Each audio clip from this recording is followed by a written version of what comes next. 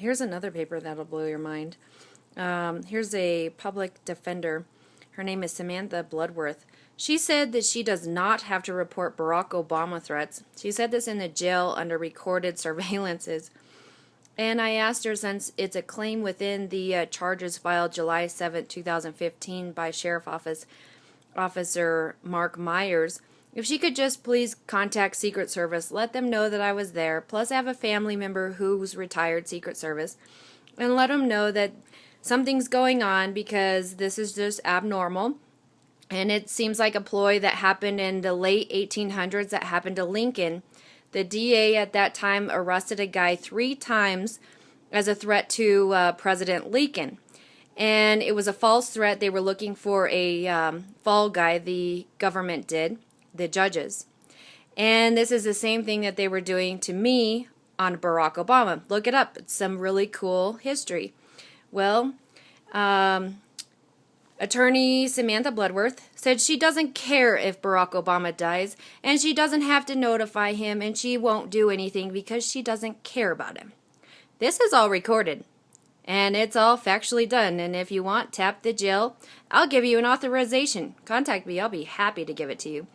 And release my attorney-client privileges so you can obtain that. This is her letter.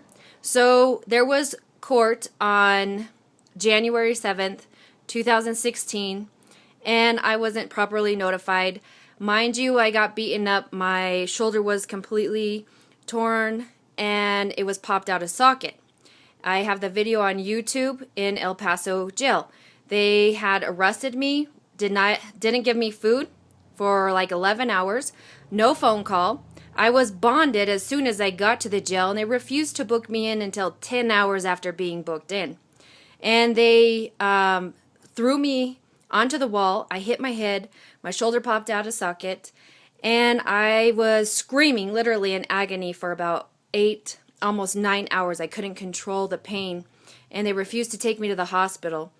Well, I show up to court, and yes, I did appear at court, but I was in so much pain, and I had 3 other witnesses with me, and nobody heard the court date.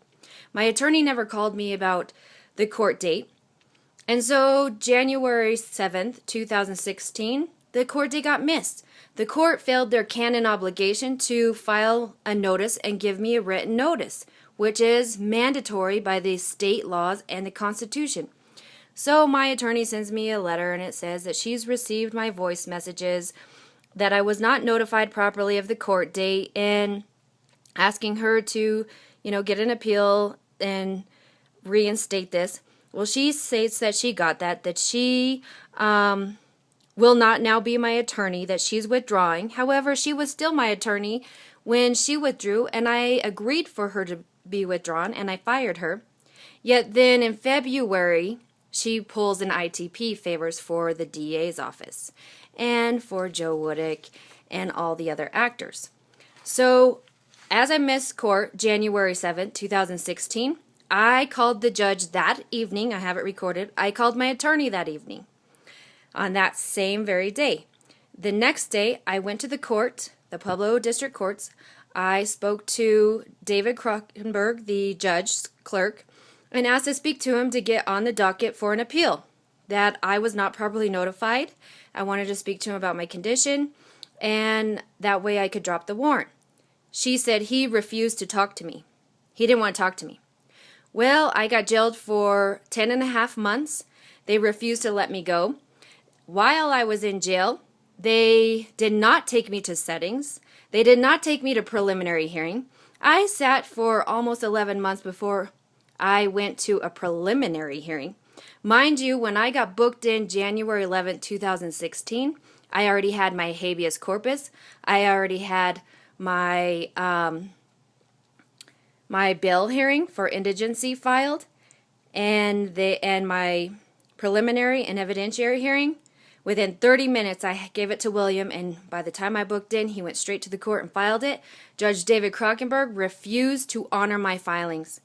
Refused. Now you tell me somebody who's capable of doing that